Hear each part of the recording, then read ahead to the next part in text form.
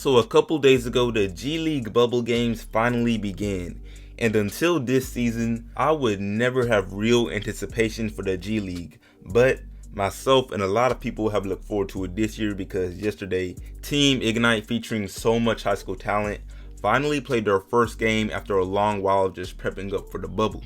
They played the Warriors G League squad that actually has some familiar names in Jeremy Lin and Nico Mannion, and Team Ignite got the win in a score of 109 to 104. But whether or not they won is not really the story here. The big deal in all of this is that we finally got to see Jalen Green, Jonathan Kuminga, Deshaun Nix, and all the other Team Ignite guys outside of Kai Soto play against professional athletes and also just play real games for the first time since they were in high school. And until yesterday, the noise around these guys was so quiet while top prospects in the NCAA such as Cade, Mobley, Jalen Suggs, and others were improving their draft interest. But not anymore because this Ignite team was in action on ESPN the other day, and Jonathan Kuminga in particular showed a lot of good flashes. He was the best player on the court, vid on him soon. But also, Jalen Green showed some good and bad in his debut, and today we're just going to talk about all of it. But before I go any further, what's good YouTube, plug speaks back with a vid. If you are new, first of all, welcome, go ahead and subscribe. Also like the video up if you enjoy.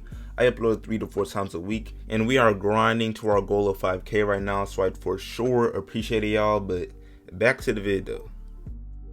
So off the jump, let me say this was not the best showing of Jalen Green. For someone we know can be a walking highlight reel, and for someone who could possibly be taken as the #1 pick, and as even said his goal is to be the #1 pick, he did not play like it, and the best Team Ignite player was easily Kuminga. And due to his play, the coach did not even give him crunch time minutes. However, that's not to say he played bad, and before I even dive into his play, we all gotta realize, or at least in my opinion, the competition these Team Ignite guys are playing trumps any NCAA competition easily, and it might be the next best pro option after the EuroLeague. I mean, Jalen Green is playing alongside and against grown men, some of which are 10 years older than him. I mean, could you imagine at 19? So yeah, I say all that to say his early struggles should be taken with a grain of salt in a way because he did turn 19 just 2 days ago. But yeah, man, now for his performance. Jalen Green's full stat line for this game was 11 points, 5 rebounds and 2 assists, and 3 turnovers on 40% shooting from the field and 33% shooting from 3. Which honestly already looks like underwhelming numbers for a guy who put up 30 in his sleep as a senior, but this goes beyond the stats, so let's get into it.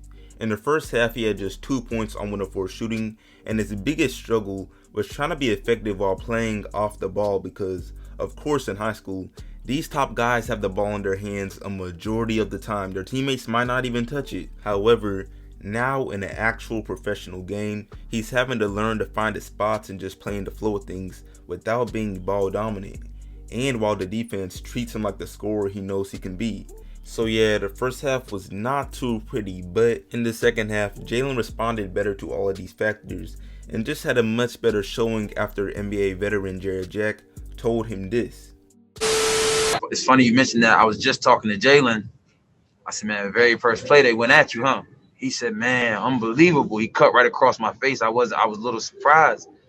I said, look, man, I'm gonna tell you the one thing that in this league, what people would do all the time. If they're looking around for someone, let's go at the rookie. Let's see if the rookie's ready to play, ready for this matchup. And, you know, those are the things that they're going to really have to understand, especially in these scenarios. A lot of these guys feel like the jobs that they want, the jobs that they're fighting for, these kids are kind of given those opportunities, and they want to come out here as best they can and compete and alongside you guys, and they're trying to showcase themselves. As much as people coming to watch you, they think there's people coming to watch them as well. So, you know, being ready to compete, being prepared, and understanding the opportunity at hand.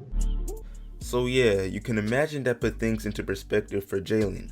They are not playing, and in the second half he played much better, scoring 9 points on 3 for 6 shooting. Now as far as the nice flashes he showed, Jalen Green is still a walking highlight reel, and he got a pretty tough breakaway dunk off a Kuminga dish that he made look easy, but it's not easy.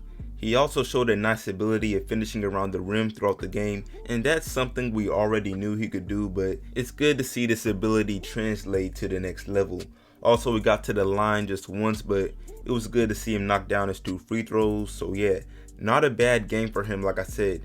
it just wasn't on par with the higher level he should be playing at as the season goes on. But on to his struggles in this game. Like I said, he had trouble finding his spots at times, but also his handle did not look as tight as it did in high school at all. And his 3 turnovers were partially due to his own crossover fails, like dribbling the ball off his leg. But that might just be first game nerves or even a result of the defense they were playing on him, so for now, I'm not thinking too deep into that. But JALEN also had some issues shooting the ball. Now, 4 for 10 shooting from the field is neither amazing or bad, but 3 of those 4 field goals were in the paint, so that kinda changes things. And although I did say he looked decent while shooting these shots throughout the game, that's not really enough. He still has to actually make them. But again, it's only been 1 game, and he even said he feels his jump shot has improved while prepping for these G League games, so it shouldn't be too long until we see those results. And I really believe that because Jalen Green scored the ball way too easily in his senior year for this ability to just suddenly disappear. I mean, Jalen Green scoring drew in Kobe comparisons while he was only 16. And although that comparison has long died out, at least to me, the guy people often compare him to nowadays is Zach LaVine, another guy who was extremely athletic and basically a walking highlight reel, and also a crazy scorer. Come on now, don't sleep on Zach LaVine. He put up 25 a game on 50% from the field and 38% from 3 in the NBA last season. So this comparison is a huge compliment and also very accurate. Even Paul George gave credit to Jalen Green's hops recently and said the man plays like he's on a trampoline out there. So yeah, good stuff. And that's pretty much how well he played in this game. Like I said, not bad for a debut, and he'll likely do better because he kind of has to if he wants any real chance at the #1 spot. There's way too many possible candidates in the upcoming draft class. But anyway, before I go ahead and wrap this video up, I do want to speak on something that has surprised me with Team Ignite as a whole ever since they finally started games, and that is the media coverage. And I guess I should have never had my doubts, but before this bubble, the noise around the squad was basically non-existent, and I felt like it would be detrimental to these Team Ignite members. But no, now that the bubble is actually started, not only was their first game on ESPN, but also the NBA's Instagram page, Bleacher Report, Sports Center, Ballislife, and of course Overtime are all starting to show a lot more support as far as media coverage. And while this is definitely a good thing for the Team Ignite guys, it also goes back to what Jared Jack was saying. The feeling of competition will be very high because literally everyone in the G League knows that if they go off on Team Ignite, then they may have a better chance at getting called up to the actual NBA because there's so many eyes watching. So yeah, never thought I'd say this, but we're in for an interesting G League season. But that's it for this video. I for sure appreciate y'all watching. Let me know what you think of Jalen Green's play or how high he'll be taken in the draft. But yeah, make sure to like this up, share, sub if new, all of that. But that's it for me, and I'm out.